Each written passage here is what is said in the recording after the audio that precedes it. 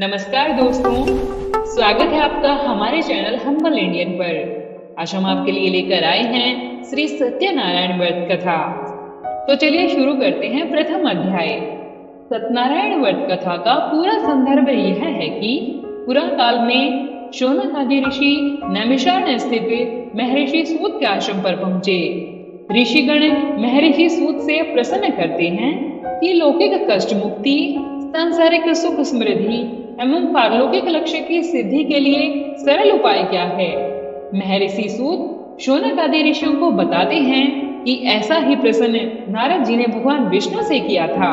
भगवान विष्णु ने नारद जी को बताया कि लौकिक कलेश मुक्ति, सांसारिक सुख समृद्धि एवं पारलौकिक लक्ष्य सिद्धि के लिए एक ही राजमार्ग है, वह है सत्यनारायण व्रत। सत्यनारायण का अर्थ है सत्य आचरण, सत्याग्रह, सत्यनिष्ठा। संसार में सुख समृद्धि की प्राप्ति सत्याचरण द्वारा ही संभव है। सत्य ही ईश्वर है। सत्याचरण का अर्थ है ईश्वर भगवत पूजा। कथा का प्रारंभ सूत जी द्वारा कथा सुनाने से होता है।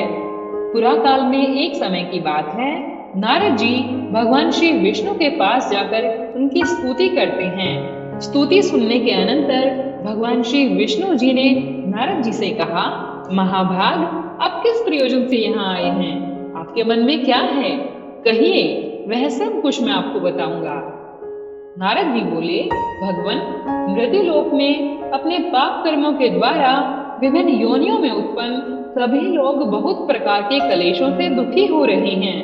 हे नाथ, किस लघु उपाय से उनके कष्टों का निवारण हो सकेगा? यदि आपकी मेरे ऊपर कृपा हो तो वह सब मैं सुनना चाहता हूँ, उसे बताएं।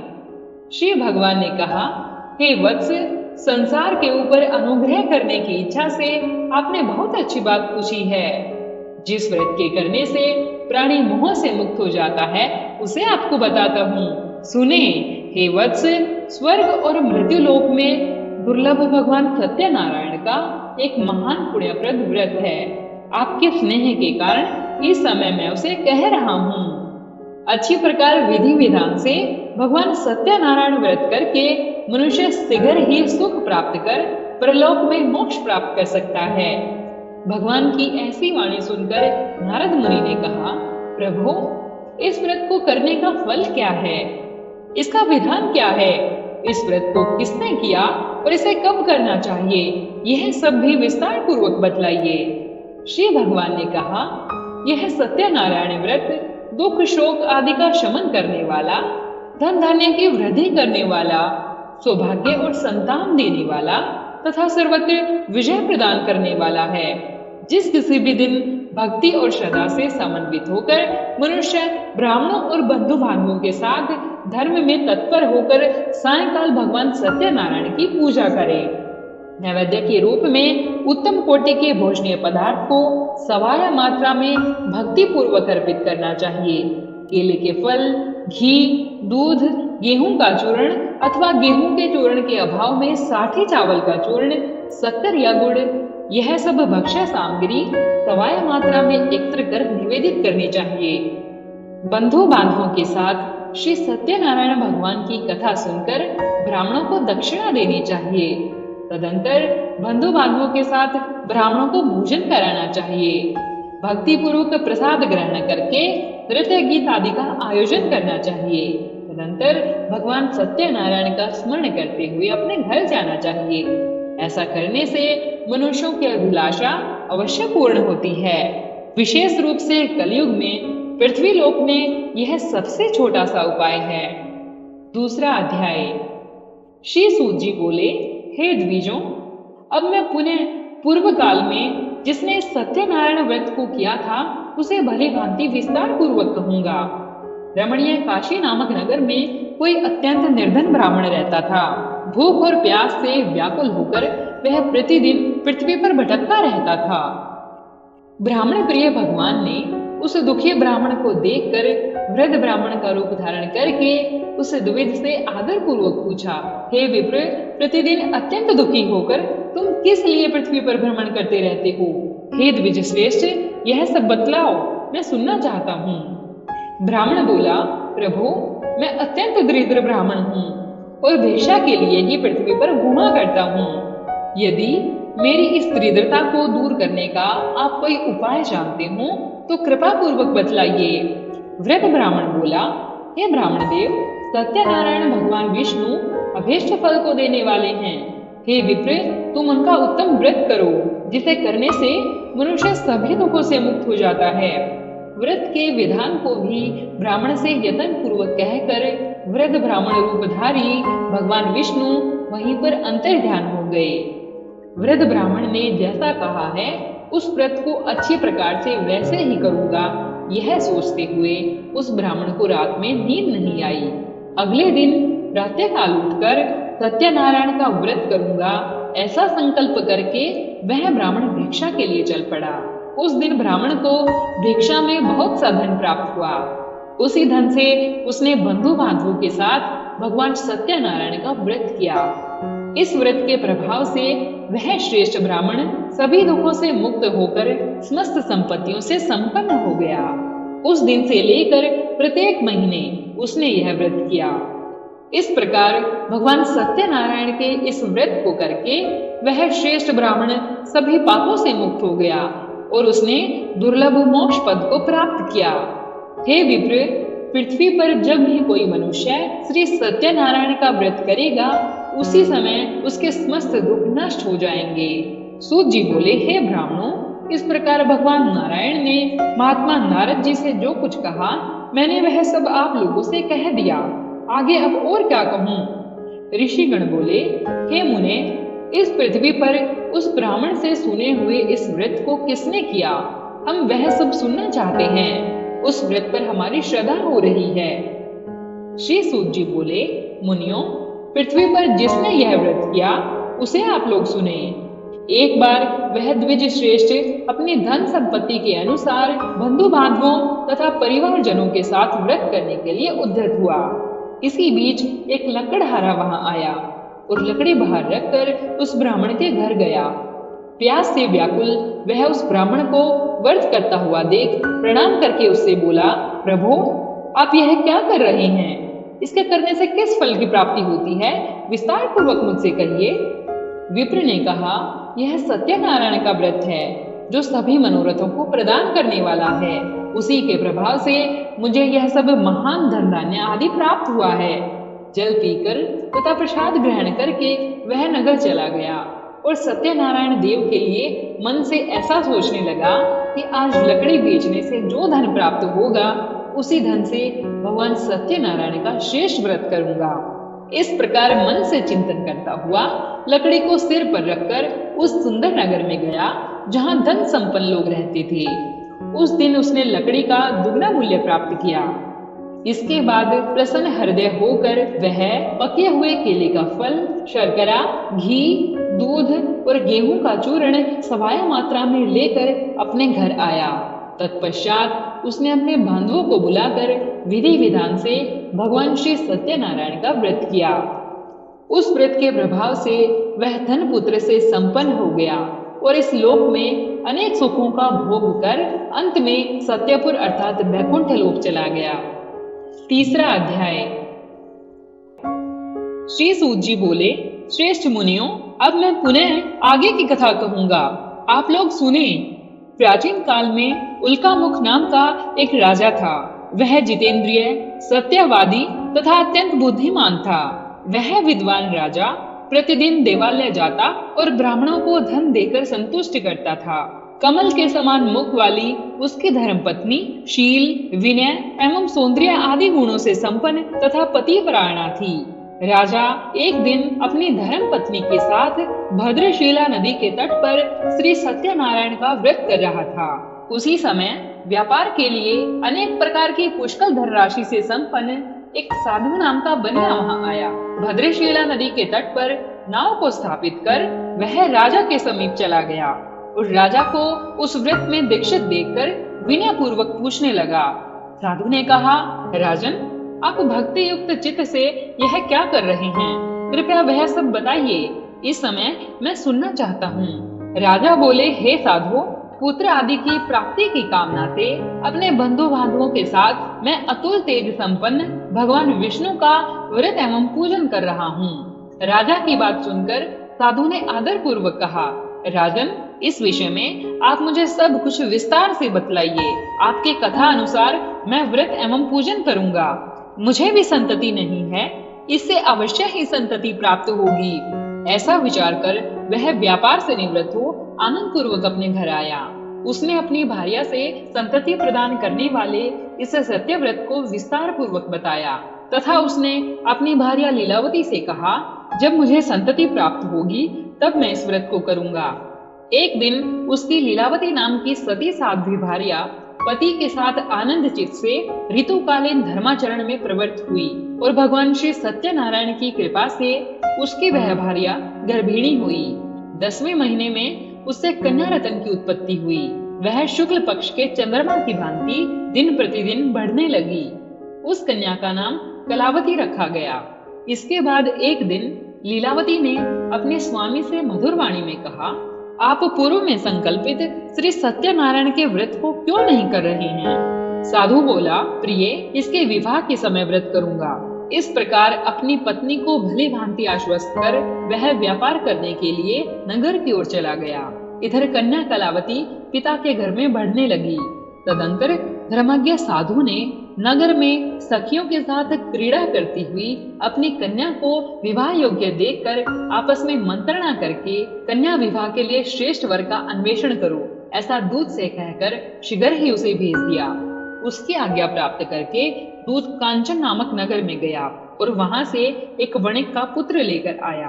उस साधु ने उस वणिक के पुत्र को सुंदर और गुणों से संपन्न देखकर अपनी जाति के लोगों तथा बंधु बांधवों के साथ संतुष्ट चित्त हो विधि विधान से वणिक पुत्र के हाथ में कन्या का दान कर दिया।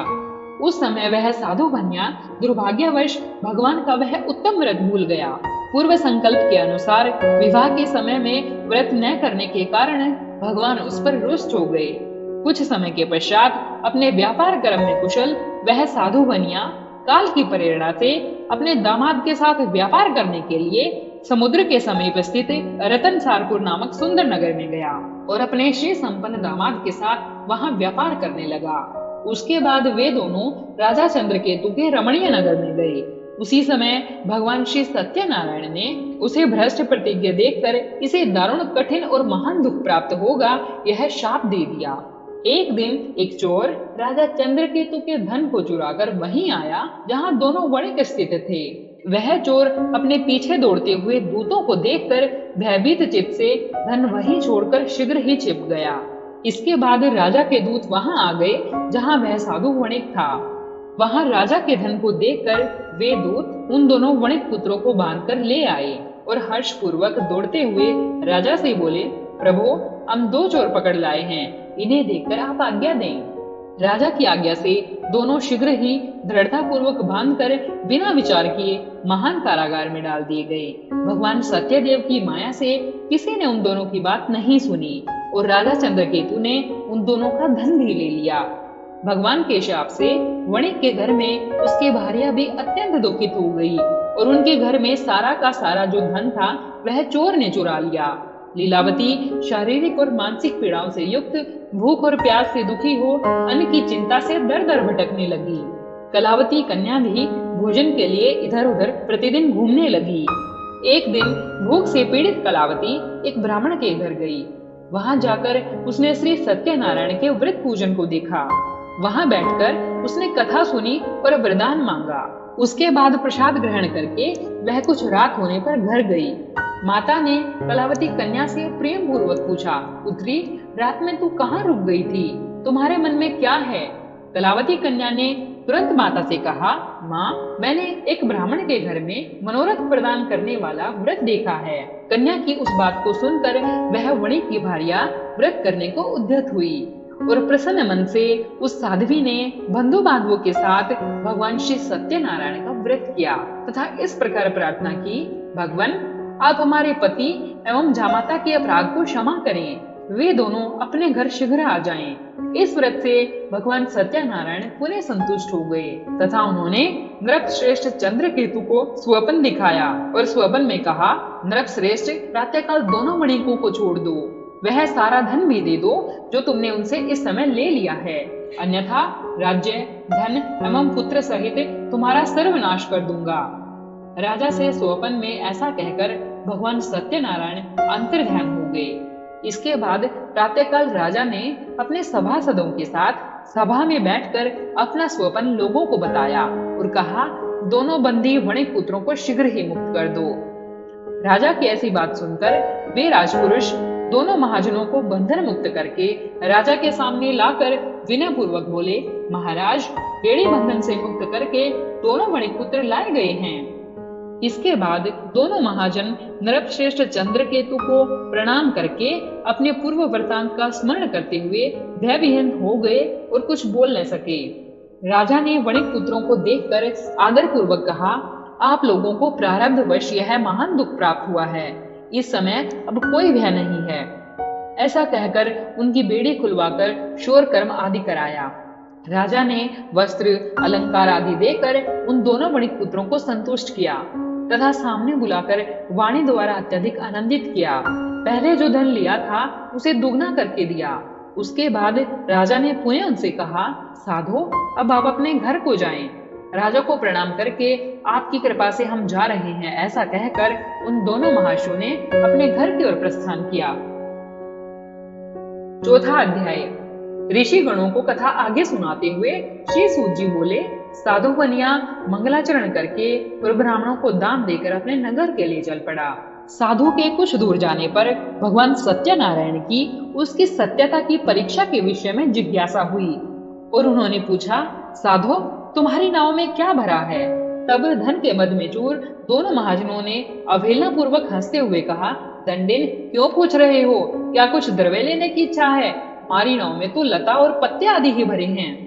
ऐसी निष्ठुर वाणी सुनकर तुम्हारी बात सच हो जाए, ऐसा कहकर दंडी सन्यासी का रूप धारण किए हुए भगवान सत्यनारायण कुछ दूर जाकर समुद्र के समीप बैठ गए। दंडी के चले जाने पर नित्य क्रिया करने के पश्चात उतराई हुई अर्थात जल में ऊपर की ओर उठी हुई नौका को देखकर साधु अत्यंत आश्चर्य में पड़ गया और नाव में लता और पत्ते आदि देखकर मूर्छित हो पृथ्वी पर गिर पड़ा। सचेत होने पर वणिक पुत्र चिंतित हो गया। तब उसके दामाद ने कहा, आप शोक क्यों करते हैं? दंडी ने शाप दे दिया है। इस स्थिति में वे ही चाहें तो सब कुछ कर सकते हैं, इसमें संशय नहीं है।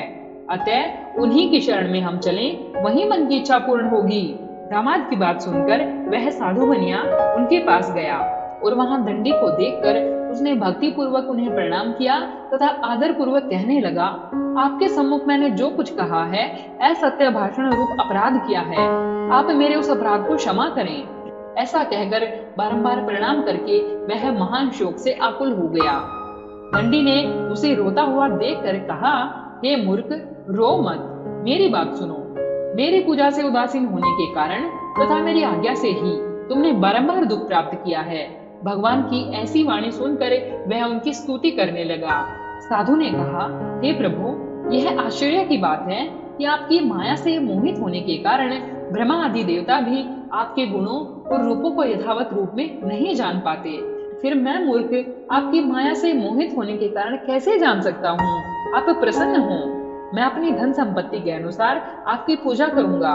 मैं आपकी शरण में आया हूँ।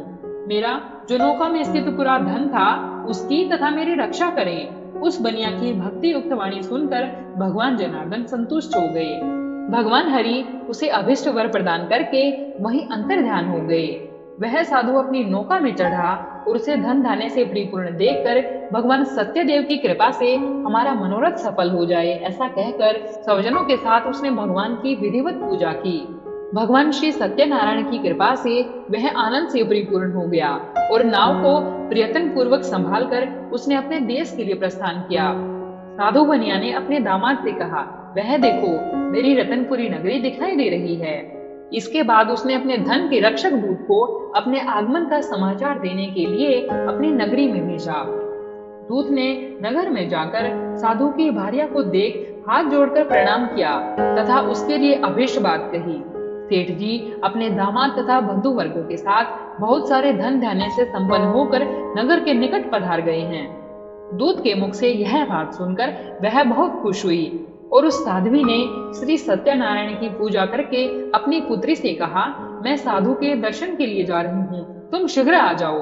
माता का ऐसा वचन सुनकर व्रत को समाप्त करके परंतु प्रसाद का परित्याग कर वह कलावती भी अपने पति के दर्शन करने के लिए चल पड़ी। इससे भगवान सत्यनारायण रुष्ट हो गए और उन्होंने उसके पति तथा नौका को धन के साथ ही हरण करके जल में डुबो दिया। इसके बाद कलावती कन्या अपने पति को न देख महान शोक से रुदन करती हुई पृथ्वी पर गिर पड़ी। नाव का अदर्शन तथा कन्या को अत्यंत दुखी देख भयभीत मन से साधु बनिया ने सोचा, यह क्या आश्चर्य हो गया। नाव का संचालन करने वाले भी कभी चिंतित हो गए। तदंतर वह लीलावती भी कन्या को देखकर विह्वल हो गई और अत्यंत दुख से विलाप करती हुई अपने पति से इस प्रकार बोली, अभी अभी नौका के साथ वह कैसे अलक्षित हो गया। न जाने किस देवता की उपेक्षा से वह नौका हरण कर ली गई, अथवा श्री सत्यनारायण का महात्म्य कौन जान सकता है। ऐसा कहकर वह स्वजनों के साथ विलाप करने लगी और कलावती कन्या को गोद में लेकर रोने लगी। कलावती कन्या भी अपने पति के नष्ट हो जाने पर दुखी हो गई और पति की पादुका लेकर उनका अनुगमन करने के लिए उसने मन में निश्चय किया। कन्या के इस प्रकार के आचरण को देख भार्या सहित वह धर्मज्ञ साधु बनिया अत्यंत शोक संतप्त हो गया और सोचने लगा, या तो भगवान सत्यनारायण ने यह अपहरण किया है अथवा हम सभी भगवान सत्यदेव की माया से मोहित हो गए हैं। अपनी धन शक्ति के अनुसार मैं भगवान श्री सत्यनारायण की पूजा करूंगा। सभी को बुलाकर इस प्रकार कहकर उसने अपने मन की इच्छा प्रकट की और बारंबार भगवान सत्यदेव को दंडवत प्रणाम किया। इससे दीनों के परिपालक भगवान सत्यदेव प्रसन्न हो गए। भक्त वत्सल भगवान ने कृपा पूर्वक कहा, तुम्हारी कन्या प्रसाद छोड़कर अपने पति को देखने चली आई है। निश्चय ही इसी कारण उसका पति अदृश्य हो गया है। यदि घर जाकर प्रसाद ग्रहण करके वह पुनः आए तो हे साधु बनिया, तुम्हारी पुत्री पति को अवश्य प्राप्त करेगी, इसमें संशय नहीं है। कन्या कलावती भी आकाश मंडल से ऐसी वाणी सुनकर शीघ्र ही घर गई और उसने प्रसाद ग्रहण किया। पुनः आकर स्वजनों तथा अपने पति को देखा। तब कलावती कन्या ने अपने पिता से कहा, अब तो घर चलें, विलंब क्यों कर रहे हैं। कन्या की वह बात सुनकर वणिक पुत्र संतुष्ट हो गया और विधि विधान से भगवान सत्यनारायण का पूजन करके धन तथा बंधु बांधव के साथ अपने घर गया। तदंतर पूर्णिमा तथा संक्रांति पर्वों पर भगवान सत्यनारायण का पूजन करते हुए इस लोक में सुख भोग कर अंत में वह सत्यपुर बैकुंठ लोक में चला गया। 5वां अध्याय। श्री सूत जी बोले, श्रेष्ठ मुनियों, अब इसके बाद मैं दूसरी कथा कहूंगा, आप लोग उसे भी सुने। अपनी प्रजा का पालन करने में तत्पर तुंगध्वज नामक एक राजा था। उसने सत्यदेव के प्रसाद का परित्याग करके दुख प्राप्त किया। एक बार वह वन में जाकर और वहां बहुत से पशुओं को मारकर वट वृक्ष के नीचे आया। वहां उसने देखा कि गोपगण बंधु बांधवों के साथ संतुष्ट होकर भक्ति पूर्वक भगवान सत्यदेव की पूजा कर रहे हैं। राजा यह सब देखकर भी अहंकार वश न तो वहां गया और न ही उसने भगवान सत्यनारायण को प्रणाम ही किया। पूजन के बाद सभी गोपगण भगवान का प्रसाद राजा के समीप रखकर वहां से लौट आए और इच्छा अनुसार उन सभी ने भगवान का प्रसाद ग्रहण किया। इधर राजा को प्रसाद का परित्याग करने से बहुत दुख हुआ। उसका संपूर्ण धन धान्य एवं सभी 100 पुत्र नष्ट हो गए। राजा ने मन में यह निश्चय किया कि अवश्य ही भगवान सत्यनारायण ने हमारा नाश कर दिया है, इसीलिए मुझे वहां जाना चाहिए जहां श्री सत्यनारायण का पूजन हो रहा था। ऐसा मन में निश्चय करके वह राजा गोपगणों के समीप गया और उसने गोपगणों के साथ भक्ति श्रद्धा से युक्त होकर विधि पूर्वक भगवान सत्यदेव की पूजा की। भगवान सत्यदेव की कृपा से वह पुनः धन और पुत्रों से संपन्न हो गया तथा इस लोक में सभी सुखों का उपभोग कर अंत में सत्यपुर बैकुंठ लोक को प्राप्त हुआ। अंत में श्री सूत जी कहते हैं, जो व्यक्ति इस परम दुर्लभ श्री सत्यनारायण के व्रत को करता है और पुण्यमयी तथा फल प्रदायिनी भगवान की इस कथा को भक्ति युक्त होकर सुनता है, उसे भगवान सत्यनारायण की कृपा से धन धान्य आदि की प्राप्ति होती है। दरिद्र धनवान हो जाता है, बंधन में पड़ा हुआ बंधन से मुक्त हो जाता है, डरा हुआ व्यक्ति भय से मुक्त हो जाता है। यह सत्य बात है, इसमें संशय नहीं है। इस लोक में वह अपने सभी अच्छे कर्मों के फलों का भोग प्राप्त करके अंत में सत्यपुर वैकुंठ लोक को जाता है। हे ब्राह्मणों, इस प्रकार मैंने आप लोगों से भगवान सत्यनारायण के व्रत को कहा, जिसे करके मनुष्य सभी दुखों से मुक्त हो जाता है। कलयुग में तो भगवान सत्यदेव की पूजा विशेष फल प्रदान करने वाली है। भगवान विष्णु को ही कुछ लोग काल, कुछ लोग सत्य, कोई ईश और कोई सत्यदेव तथा दूसरे लोग सत्यनारायण नाम से कहेंगे। अनेक रूप धारण करके भगवान सत्यनारायण सभी का मनोरक्षित करते हैं। कलयुग में सनातन भगवान विष्णु ही सत्यव्रत रूप धारण करके सभी का मनोरथ पूर्ण करने वाले होंगे।